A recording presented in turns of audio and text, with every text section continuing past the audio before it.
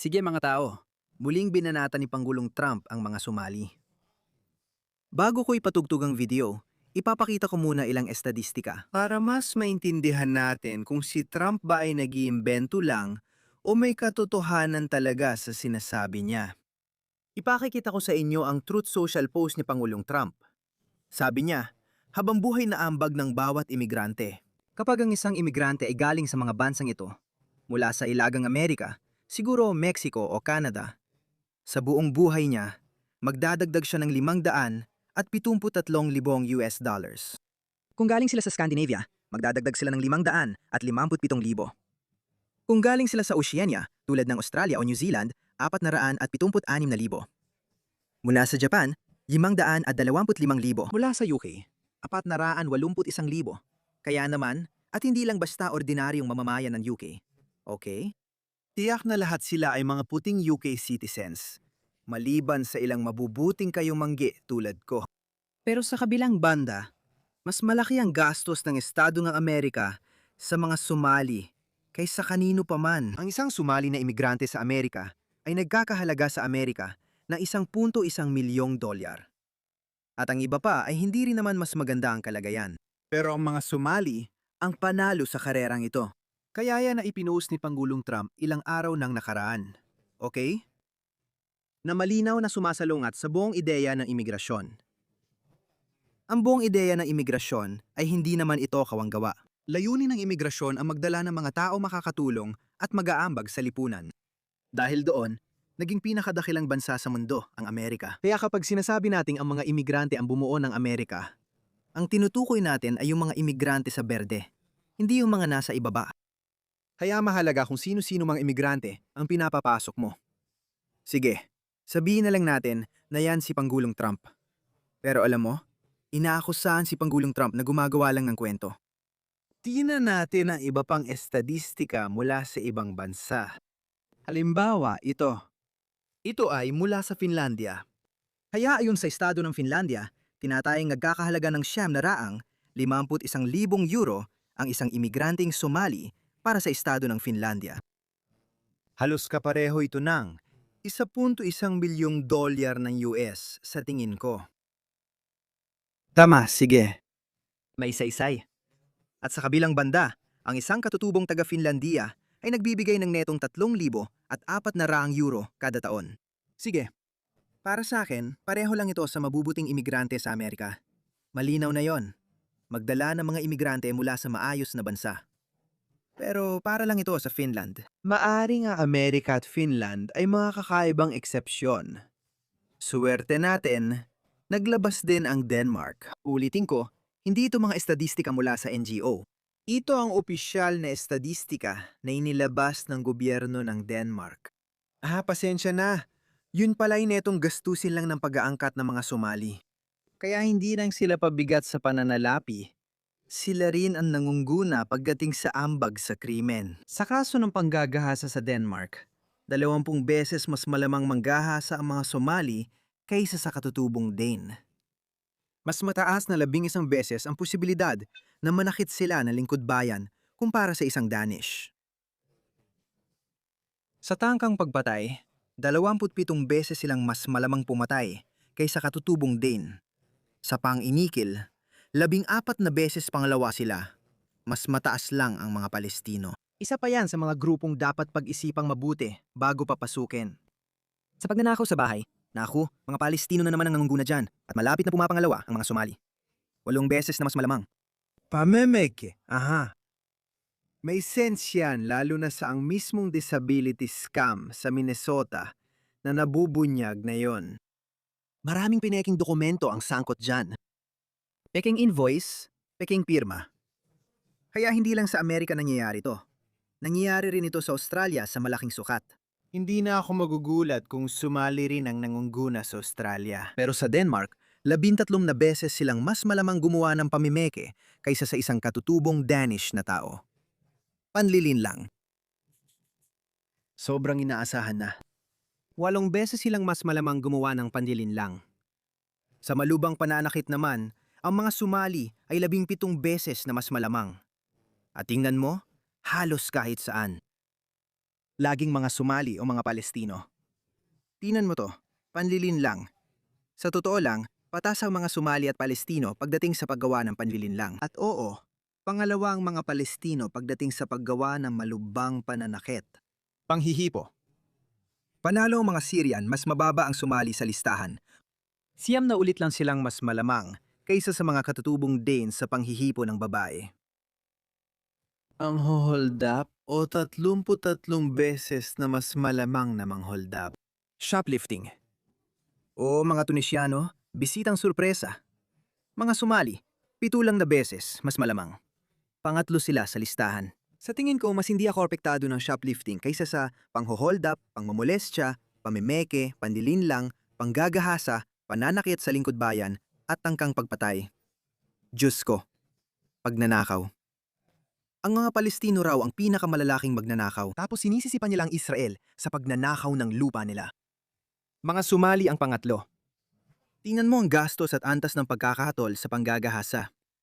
Ang mga Somali ay 20x mas malamang kaysa sa mga Dane. Tingnan mo ito. Romania lang ang natatanging bansa sa kanluran.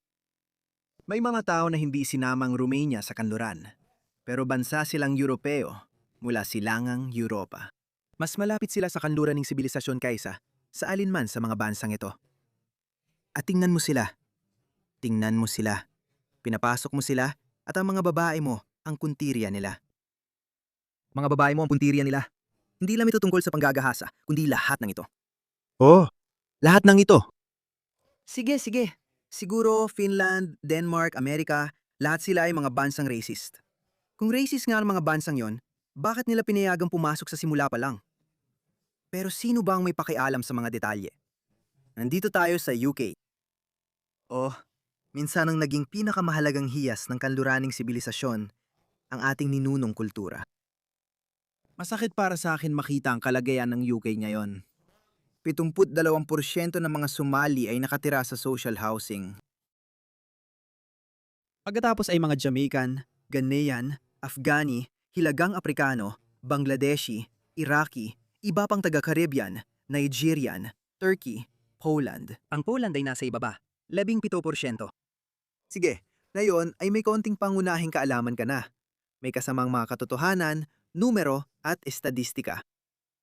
Ngayon, panurin natin ang video kung saan isang rising star ng GOP ang nagtatanong sa isang liberal na sobrang maawain. Hindi ko alam pangalan niya. Pinalalakas o pinahihina ba ng malakihang pagdating ng mga Somali ang Minnesota? Tiyak na mas pinalalakas nito. Mas pinalalakas talaga ito. Alam mo ba, ilang porsyento ng mga sambahayang pinamumunuan ng mga Somali sa Minnesota ang tumatanggap ng food stamps? Hindi. 54%. Alam mo ba kung ilang porsyento yon para sa mga sambahayang pinamumunuan ng mga katutubong taga Minnesota? Para malinaw, karamihan sa mga iyon. 7% lang yon. Malaki ang pagkakaiba ng 54% at 7%, hindi ba? Paumanhin, Pwede ko bang sagutin ang tanong? tuloy tayo. Marami pang tanong. Ilang porsyento ng mga sambahayang pinamumunuan ng mga Somali sa Minnesota ang nasa Medicaid? Hindi ko alam. Ito ay 73%. Alam mo ba kung ano ang numerong ito para sa mga sambahayan ng mga tubong Minnesota? Ginagamit mo ulit ang katagang mga sambahayan ng mga tubong Minnesota. Nakikita mo kung gaano sila kadaya? May issue siya sa salitang katutubo. Sabihin na lang nating hindi Somali. Ayos na ba yon? Sabi niya, karamihan sa Somali ay pinanganak sa Minnesota, kaya dapat silang tawaging mga tubong Minnesota. May problema siya sa label na ito. Mas pinapatibay pa niya ng argumento natin na kahit dito sila ipinanganak, wala pa rin silang ambag. Tandaan, 18% ang bilang. Malaki ang pagkakaiba. Sa tingin ko, magkakaroon sana tayo. Pwede ko bang sagutin ang tanong? Pakiusap? Hayaan mo ako magtanong pa ng isa, tapos pwede na natin pag-usapan yan. Anong porsyento ng mga pamilyang pinamumunuan ng Somali ang umaasa sa tulong pinansyal ng gobyerno sa pangkalahatan? Hindi ko alam. 81% yon. Paano naman, hayaan mo akong tanungin ka, pagkatapos ng 10 taon ng paninirahan sa Estados Unidos, ilang porsyento ng mga sambahayan ng imigranteng Somali ang patuloy na umaasa sa tulong pinansyal ng gobyerno? Hindi ko alam. Ang bilang ay 78%. Kaya kahit 10 taon na, 78% ng mga sambahayan ng mga imigranteng Somali ay umaasa pa rin sa tulong pinansyal ng gobyerno. Alam mo ba kung anong bilang na yan para sa mga katutubong sambahayan sa Minnesota? Muli, Ginagamit mo ang mga sambahayang pinamumunuan ng mga imigranteng hindi Somali. kung masasagot ko lang, ginagamit mo ang katutubong Minnesotan. Ang karamihan sa Somali Minnesotan ay kasing Minnesota ng iba. Ipinanganak din sila sa US. 8,000 lang ito sa 108,000. Malakay pa rin ang pagkakaiba sa paggamit ng ayuda ng gobyerno. Tanong ko ulit, nagpapalakas ba o nagpapahina ito sa Minnesota?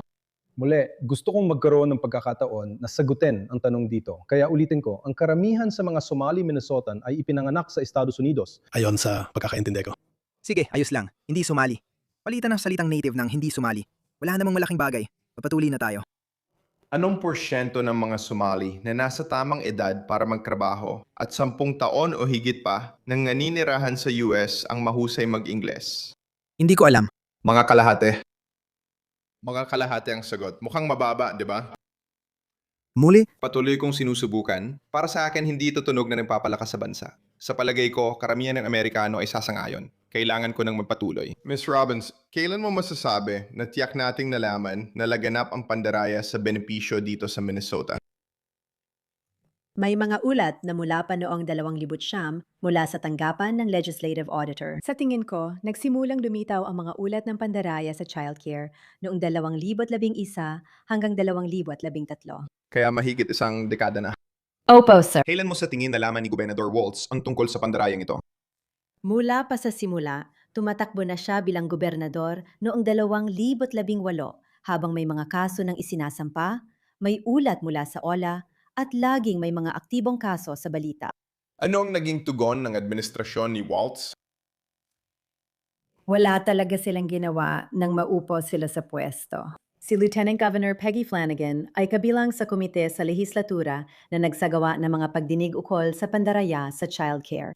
Pagkaupo nila sa pwesto, nagdagdag sila ng $5 milyong na pondo, ngunit walang nagbago. Pero wala pa rin. Pwede ba kitang tanungin, Ginong Hudson, salamat sa pagpunta? Yung mga nandaraya, kadalasan ba silang bumoboto sa Republikano o Demokratiko? Sa tingin mo? Salamat sa paglilinaw. Sa tingin ko, talagang napakalaking karamihan sa kanila ang bumuboto sa mga demokratiko. Ganun din ba? pareho lang din ang nangyayari dito sa Australia. Sabi ng aming ministro, hindi mo kailangan mag-integrate o makibagay. Hindi mo rin kailangan mawala ang pagkakakilalan mo, basta bumuto ka sa amin. Iyan lang ang mahalaga sa mga makakaliwa. Wala silang pakialam sa kinabukasan ng ating mga bansa.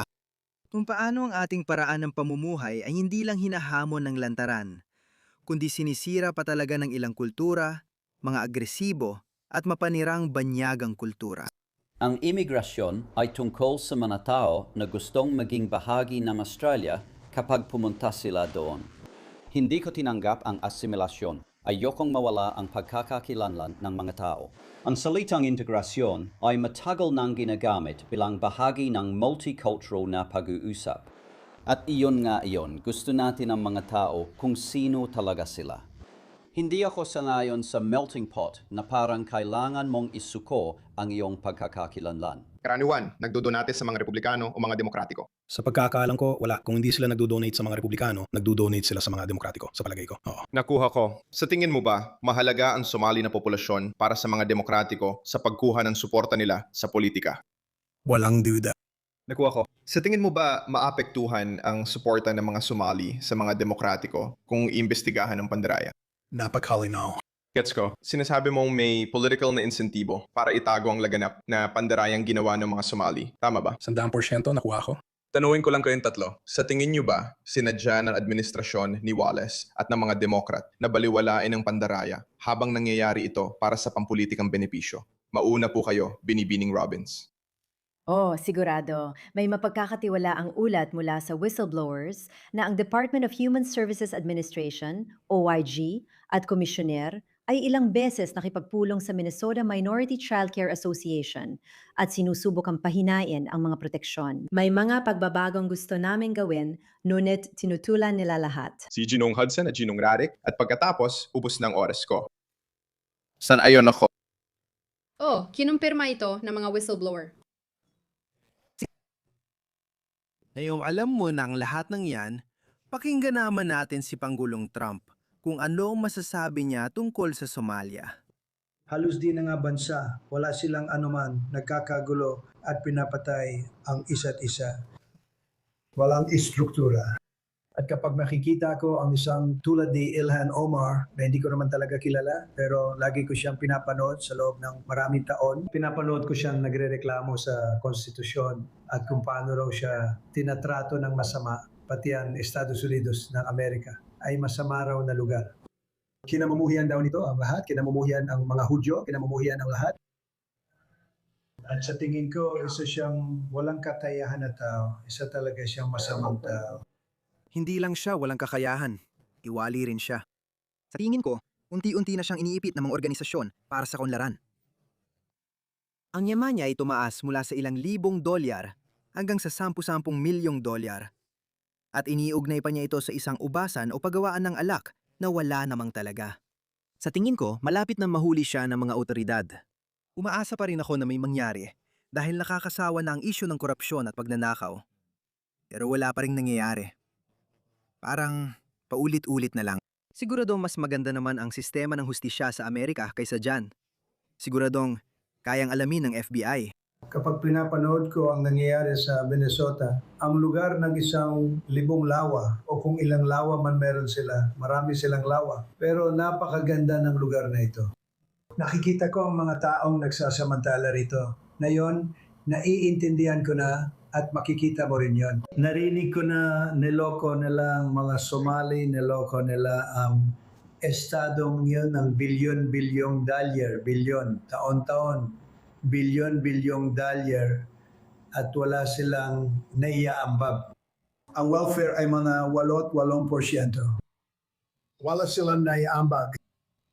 Ayoko sila dito sa bansa natin, tapat ako. May nagsasabi raw hindi politically correct, pero wala akong pakialam. Ayokong nandito sila sa ating bansa. May dahilan kung bakit hindi maganda ang kanilang bansa. Hindi maganda ang kanilang bansa at ayaw natin sila dito sa ating bansa. Pwede ko ring sabihin yan tungkol sa ibang mga bansa. Pwede ko ring sabihin yan sa ibang bansa. Ayaw din natin sila. Kailangan nating buuin muli ang ating bansa dahil nasa bingit na ito. Pwede tayong mapahamak, nasa bingit na tayo. Hindi ko alam kung bakit pero parang narinig ko na ito dati. Maaring luma na ang clip na ito, pero napapanahon pa rin. Kaya walang masama sa pagsasabi ng totoo. Dahil sa huli, ang katotohanan ng mahalaga, kahit gaano pa ito kapayat. Hindi lang tayo nagsasabi ng totoo, kapag madali o kapag komportable. Sige, kailangan nating magsabi ng totoo. Sa totoo lang, mas lalo pa nating kailangang magsabi ng totoo kapag mahirap, kapag hindi maginhawa, kapag masakit. At sang-ayon ako sa kanya. Hindi lang Amerika. Bawat bansa sa kanluran ay nasa bingit na rin. Sinasabi ko na lahat ng ating mga demokrasya sa kanluran ay dumadaan sa isang pagsubok. Ang demokrasya ng Amerika ay dumaranas ng matinding pagsubok. Isa itong magandang pagsubok para sa konstitusyon ng Amerika, ang Bill of Rights at ang mga prinsipyong itinakda ng mga nagtatag na Amerika. May ilalabas pa ba nila ang Amerika sa hirap na yon? Ganun din sa Australia. Wala kaming proteksyon sa malayang pananalita at karapatang magdala ng armas sa konstitusyon. Meron kaming demokrasya na gumana ng maayos hanggang kamakailan. Sige, mayroon kaming preferential voting system na sa palagay ko ay mas maganda kaysa sa non-preferential voting system. At syempre, mayroon tayong gobyerno na gaya ng sa UK. Walang konstitusyon, pero ang UK ay malamang na mas nasa panganib na yon kaysa sa ibang mga bansa. Pero hindi rin tayo nalalayo. Kaya hindi ito ang panahon para magdiwang o purihin ng sarili. Masaya ako kay Pangulong Trump na ginagawa ang makakabuti para sa bansa. Pero ano ang mangyayari kung hindi manalo ang mga Republikano sa susunod na halalan? Ano ang mangyayari kapag nanalo ang mga Demokratiko? Bubuksan nila ulit ang mga hangganan. Bakit mo gagawin yon? Lahat ng hirap na ginagawa ngayon ni Pangulong Trump at kung tutuusin, hindi siya nagtatagumpay. Alam mo yon? Ibig kong sabihin, alam ko namang maganda ang takbo ng ISIS. Nagpapadeport sila ng mga tao, pero hindi madali. Malayo pa yon. Nanganganib ang paraan ng pamumuhay mo. Ang paraan ninyo ng pamumuno, ang demokrasya ninyo, lahat ay nanganganib. Kaya mahirap ang panahon na yon mga pare. Sinusubok tayo ng panahon. Naniniwala ang optimistang bahagi ko na mananalo tayo. Pero hindi ka dapat maging kampante.